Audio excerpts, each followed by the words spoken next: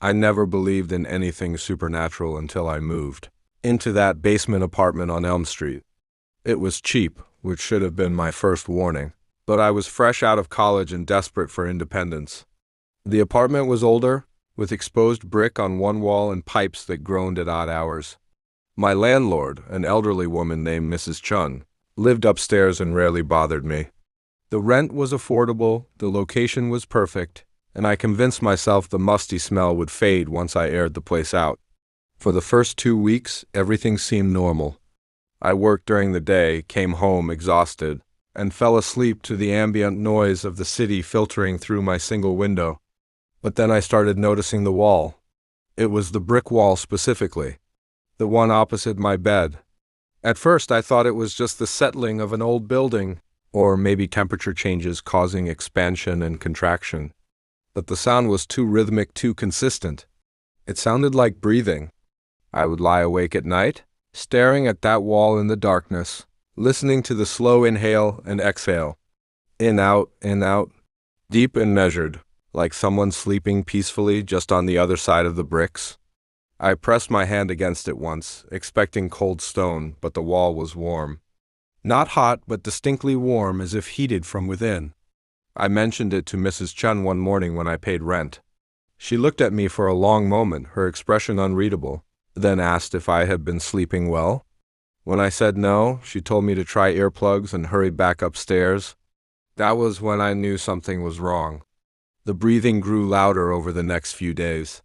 What had been a barely audible whisper became unmistakable.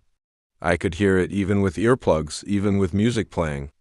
The rhythm never changed, never faltered. It was always there, patient and eternal. Then came the night I saw it move. I had been lying in bed, unable to sleep as usual, watching shadows play across the ceiling from passing cars. My eyes drifted to the wall and I saw one of the bricks shift. Just slightly, maybe a centimeter, pressing inward as if something had pushed it from behind. Then it moved back out in time with the exhale. I sat up, my heart hammering, and watched as it happened again. In, out, the brick moving with the breath. I turned on every light in the apartment and sat on my couch until dawn, too terrified to go near the bedroom. The next day I researched the building. It took hours of digging through old newspaper archives at the library, but I finally found something. 30 years ago, before the building was converted into apartments, it had been a boarding house. A man named Thomas Werner had lived in the room that was now my bedroom. He had died there, suffocated in his sleep when part of the ceiling collapsed during a storm. They found him 3 days later, buried under fallen plaster and brick. I should have moved out immediately, but I had signed a year lease and I couldn't afford to break it. I convinced myself I could handle it, that I would just avoid looking at the wall, that I would learn to ignore the breathing. But it got worse. One night, about a month after I moved in, I woke to find the breathing had changed.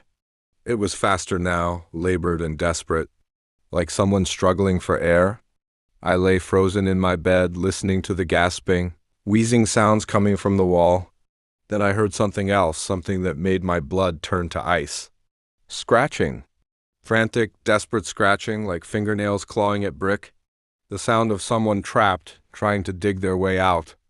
I grabbed my phone and turned on the flashlight, shining it at the wall. In the harsh white light, I could see dust falling from between the bricks, disturbed by movement from behind. The scratching continued for hours. I called out, asked if anyone was there, but the only response was more frantic clawing. When morning came, it stopped abruptly, replaced once again by the slow, steady breathing. I contacted my landlord again, demanded to know what was going on. She finally admitted that. Several tenants before me had complained about noises from the wall. Most had broken their leases. One had been removed by paramedics after a nervous breakdown. She had hoped I would be different, that maybe the sounds would stop. I asked her about Thomas Werner. Her face went pale. She told me never to speak that name in the apartment. That night, I lay awake again, listening. The breathing had returned to its normal rhythm, but now I understood what it meant. Someone was trapped in that wall, had been trapped for 30 years, existing in some space between life and death. breathing, suffocating, dying over and over again in an endless loop. Around 3 in the morning, I heard something new. A voice, barely a whisper, coming from the wall. "Help me." 2 words spoken in a desperate, rasping voice that sounded like air being forced through collapsed lungs. I wanted to run, wanted to grab my things and never come back, but something kept me frozen in place.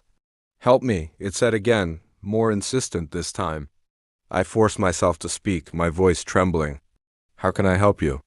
The breathing stopped. Complete silence filled the room, more terrifying than any sound. Then, slowly, one of the bricks began to slide out of the wall. It moved smoothly, deliberately, until it fell onto the floor with a heavy thud. Behind it was darkness. Not the darkness of an empty space, but a thick, viscous darkness that seemed to absorb the light from my phone. And in that darkness, I saw a hand. It was gray and withered, the skin pulled tight over bone, fingernails broken and bloody. It reached out from the hole in the wall, fingers grasping at air, searching. The breathing started again, louder now, coming from the void behind the wall. But it was wrong, distorted, like multiple voices breathing in unison. I grabbed my keys and phone and ran out of that apartment in my pajamas, up the stairs and out into the street. I never went back, not even to collect my belongings. I forfeited my security deposit, broke my lease, and paid the penalties. Mrs. Chun kept my things. She never called to ask why I left. I think she knew. Sometimes, late at night in my new apartment across town, I wake up and listen to the silence.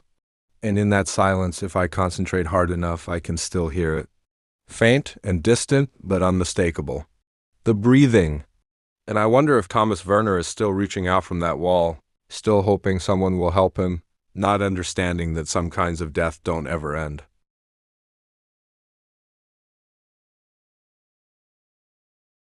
I drive for a rideshare company, mostly night shifts because the pay is better and the streets are emptier. I have been doing it for 3 years and I have seen plenty of strange things. Drunk people, confused tourists, the occasional argument between passengers, but nothing prepared me for the night I picked up the woman in the red coat. It was a Tuesday around 2 in the morning. I had just dropped off a fare near the hospital and was about to call it a night when a request came through. The pickup location was in an older residential area on the south side of town, a neighborhood of small houses and narrow streets. The passenger name was listed as Jane. I accepted the ride and headed over. The streets were empty, slick with recent rain, my headlights reflecting off puddles. I found the address and pulled up in front of a small, dark house. No lights on, no signs of life. I waited, checking my phone every few seconds, wondering if the passenger had changed their mind. Then she appeared. She walked out from the side of the house, not from the front door, but from the narrow passage between the building and a hedge. She wore a long red coat that stood out starkly against the darkness, and her hair was wet, hanging in dark strands around her face. She opened the back door and got in without a word. "Welcome," I said, glancing at her in the rearview mirror. "I am taking you to Riverside Drive, is that correct?" She nodded but did not speak. Her face was pale, almost colorless in the dim light of my car. Water dripped from her hair onto the seat, and I made a mental note to wipe it down later. She stared straight ahead, not looking at her phone or out the window, just staring at the back of my headrest with an intensity that made me uncomfortable. I pulled away from the curb and headed toward her destination. The drive would take about 20 minutes, mostly highway. I tried to make conversation, asked if she had been out late or if she was heading home, but she did not respond. Some passengers are like that, so I let it drop and focused on driving. About 5 minutes into the trip, I noticed the temperature in the car had dropped significantly. I checked the climate control, but it was set to normal. My breath started to fog slightly, visible in the glow of the dashboard lights. I glanced in the mirror again and saw her still staring forward, unmoving. She had not blinked once since getting in the car. Then she spoke. "Do you believe in second chances?" Her voice was soft, almost a whisper, but it cut through the silence like a knife. It had a strange quality to it, hollow and distant, Like someone speaking from the bottom of a well? I do, I replied, uncertain what else to say. Everyone deserves a second chance. She was quiet for a moment, then continued. I missed mine. I was driving too fast. It was raining just like tonight. I did not see the curve until it was too late. I felt a chill run down my spine that had nothing to do with the cold air. I wanted to ask what she meant, but something told me to stay quiet, to just keep driving. The car flipped 3 times, she continued in that same hollow voice. I remember each one. The world spinning, glass breaking, the sound of metal tearing. And then the water. So cold, so dark. I could not find the door. I could not breathe. My hands tightened on the steering wheel. I glanced at the mirror again and saw that her eyes were now looking directly at mine. They were completely black, no white visible at all, like holes in her face. They found me 2 days later, she said. Still in the car. Still at the bottom of the ravine. Still drowned. I slammed on the brakes, the car skidding slightly on the wet road before coming to a stop on the shoulder of the highway. I spun around in my seat to look at the back, ready to tell her to get out, ready to end this nightmare ride. The back seat was empty. No woman, no red coat. The seat was not even wet, despite the water I had seen dripping from her hair. I sat there, breathing hard, my heart racing, staring at the empty space where she had been just seconds ago. My phone chimed. The ride app showed that the trip was still active, the destination marker still glowing on the map. Riverside Drive, I was supposed to take her to Riverside Drive. I considered canceling the ride, just driving home and forgetting this ever happened. But something compelled me to continue. Maybe it was curiosity, maybe it was denial, maybe it was just the irrational hope that there was a logical explanation for all of this. I pulled back onto the highway and kept driving. Riverside Drive was exactly what its name suggested, a narrow road that ran alongside the river at the edge of town. It was poorly lit and rarely used at night. As I approached the destination marker on my app, I saw a small memorial on the side of the road. Flowers, photos, a white cross.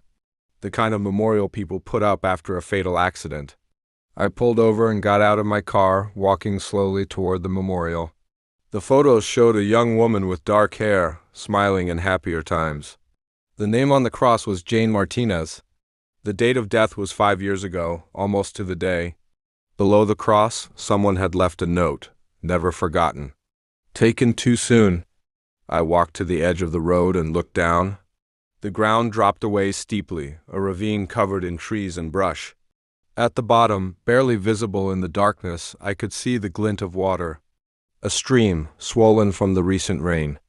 This was where she died. This was where her car had gone off the road, where she had drowned, trapped and unable to escape. I do not know how long I stood there, staring into that dark ravine. Eventually, I walked back to my car, got in, and sat for a moment, trying to process what had happened. My phone chimed again. The ride app showed that the trip had been completed. 5 stars. No tip. There was also a message from the passenger. 3 words. Thank you for listening. I drove home in silence, checking my rearview mirror every few seconds, half expecting to see her sitting there again, water dripping from her hair, staring at me with those black, empty eyes. But the back seat remained empty. I have thought about that night countless times since then. I have tried to rationalize it, to convince myself it was exhaustion or stress or some kind of hallucination. But I know what I saw. I know what I heard. And I know that for 20 minutes, I had a passenger who had been dead for 5 years. I still drive at night, still accept rides from all parts of the city. But I always check the back seat before I pull away now. Really check it, make sure it is truly empty. And whenever I get a request for a pickup in that old neighborhood on the south side, I decline it. Because some passengers are going to destinations you cannot reach by road, places where the living are not meant to go. And sometimes, late at night when the streets are empty and rain falls on my windshield, I catch a glimpse of red in my peripheral vision, just for a moment, sitting in the back seat. But when I look directly at the mirror, there is nothing there. Just an empty seat and the faint smell of river water.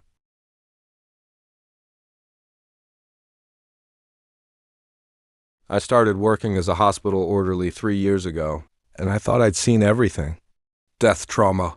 The worst moments of people's lives playing out under fluorescent lights. But nothing prepared me for what happened during my rotation on Ward C.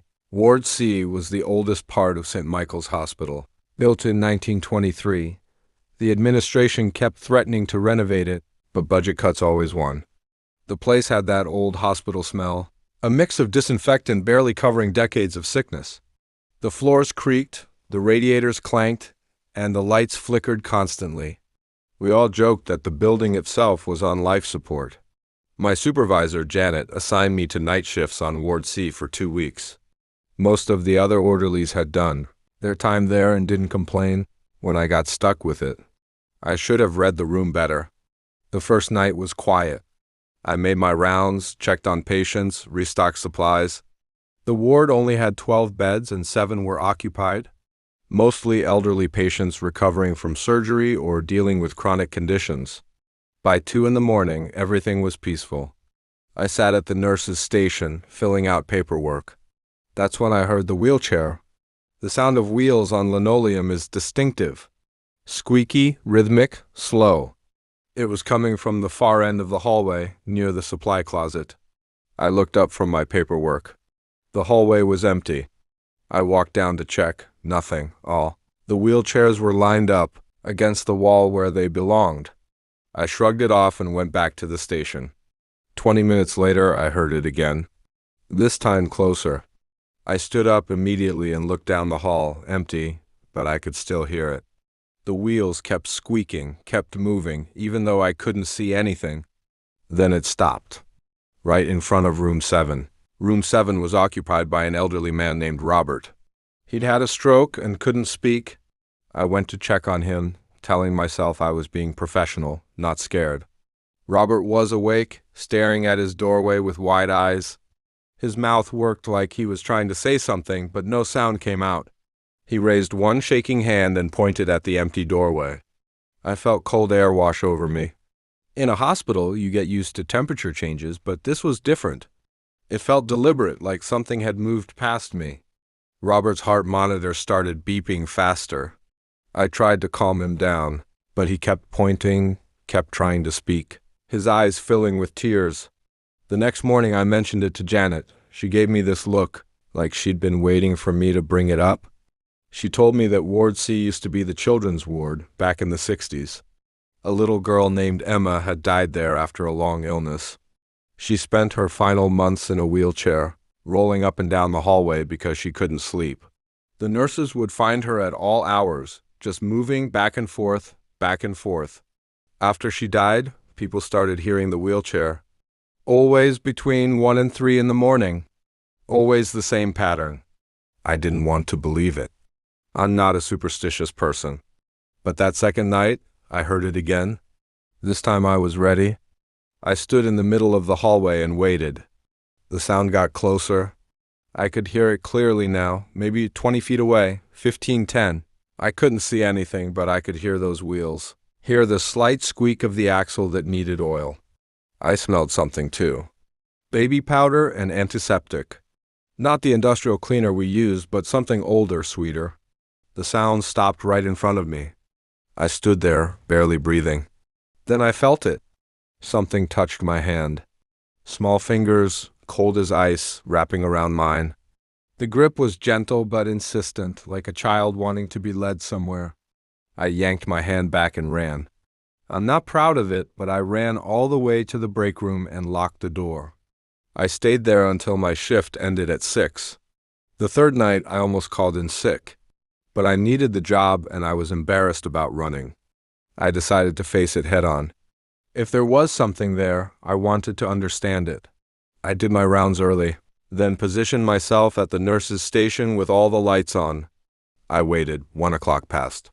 Then 2, nothing. I started to relax. Maybe I'd imagined the whole thing. Stress, exhaustion, suggestibility. Then every light in Ward C went out at once. Emergency lighting kicked in, bathing everything in dim red. I grabbed my flashlight and stood up. That's when I saw her. At the end of the hallway, barely visible in the red emergency lights, was a wheelchair. A small figure sat in it. I couldn't make out details, just a silhouette. As I watched, the wheelchair began to move. Toward me, slowly, deliberately. I should have run again. Instead, I walked toward it. Maybe I needed to prove to myself that I wasn't crazy. Maybe I needed to confront whatever this was. With each step, my flashlight beam got closer to that wheelchair. I could see more details now. The old-fashioned design, the small size built for a child. 10 feet away, I stopped. The wheelchair stopped too. I raised my flashlight. The chair was empty, but I could feel something there. A presence. A weight in the air. I heard breathing, soft and labored, like someone struggling for air. Then a voice, barely a whisper. "Help me." The lights came back on all at once, and the wheelchair was gone. Just vanished. But room 7's call button was lit up. Robert was coding. I ran to help, calling for the crash team. We worked on him for 20 minutes, but he didn't make it. Later, when things calmed down, I checked the records. I looked up Emma's file from the archives. She died in 1967 in room 7 at 2:47 in the morning. Robert died at 2:47 in the morning. I requested a transfer the next day. Janet approved it without question. I never worked Ward C again. But sometimes when I'm doing rounds in other parts of the hospital, I'll catch a whiff of baby powder and antiseptic. I'll hear wheels squeaking somewhere in the distance. And I know she's still there, rolling through those hallways, looking for someone to help her. Still dying, night after night, in that same room.